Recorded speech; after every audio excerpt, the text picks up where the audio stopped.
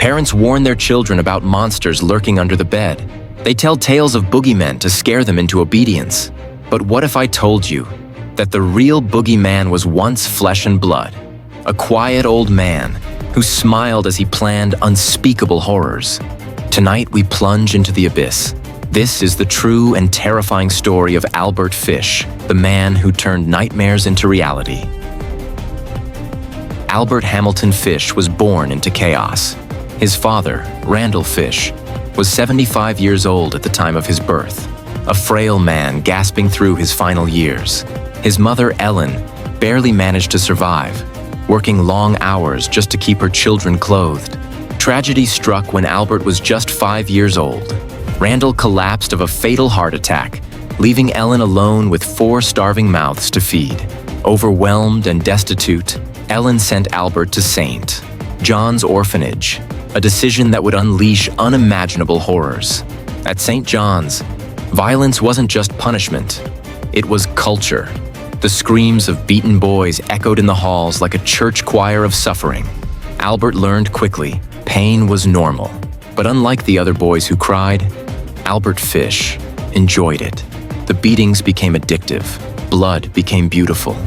Pain was no longer punishment, it was pleasure. By the age of 7, he was lost to a world where agony meant love. When Ellen reclaimed him years later, Albert was already deeply broken. But society didn't notice. He seemed like any other shy, awkward boy. Yet inside, his mind was a swirling storm of depraved fantasies. As a young teen, he began visiting public bathhouses, not to bathe, but to watch. Hidden in shadows, he obsessed over the naked bodies of young boys. His fantasies evolved into brutal thoughts of dominance, mutilation, and worse, cannibalism. By 1890, Fish had moved to New York City, where the streets offered a buffet of desperate souls, runaways, orphans, lost boys. He claimed to have committed his first act of cannibalism in this period, luring a mentally handicapped boy into a deserted building and leaving behind only bones. In 1898, Fish married a woman 9 years his junior and fathered 6 children. To the outside world, he was a devoted husband and a doting father, a hard worker struggling to support a large family. But inside the privacy of their home, the madness roared louder. He encouraged his children to paddle him with a nail-studded paddle. He inserted needles into his own body, some so deep they stayed there permanently. He loved the sensation of wrapping himself in a carpet, pretending to be a roast to be cooked alive. Fish's wife eventually abandoned him in 1917, unable to bear the monstrous behavior. From then on, his descent into hell was unrestrained.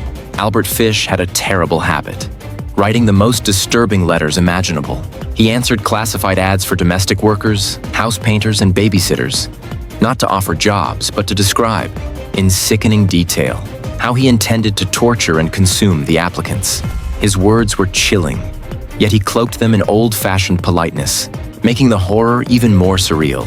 One such letter to a woman named Mrs. Dempsey offered a vivid description of how he would cut her body into strips and roast them over a fire. Authorities later found dozens of these grotesque correspondences, each letter more nauseating than the last. The defining moment of Albert Fish's evil came in 1928. Responding to a classified ad from young Edward Budd seeking farm work, Fish arrived at the Budd home, dressed sharply, speaking kindly, radiating trust. His real target wasn't Edward. It was Edward's 10-year-old sister, Grace. Fish persuaded the Budd family to let Grace accompany him to his fictional niece's birthday party. They never saw her again. For years, the Budd family was tormented by silence. No leads, no sightings, just cold despair. 6 years later, a letter arrived. The letter, written by Fish himself, described, in grotesque detail, how he had strangled Grace, butchered her body, cooked her flesh into a stew, and eaten parts of her over 9 days. The language was so graphic, newspapers refused to print the full contents. Detectives managed to trace the letter back to the boarding house where Fish lived, and on December 13, 1934, they finally arrested the aging predator. The horrors uncovered were beyond imagination. Albert Fish was riddled with self-inflicted injuries, X-rays revealed 29 needles buried deep inside his pelvic area.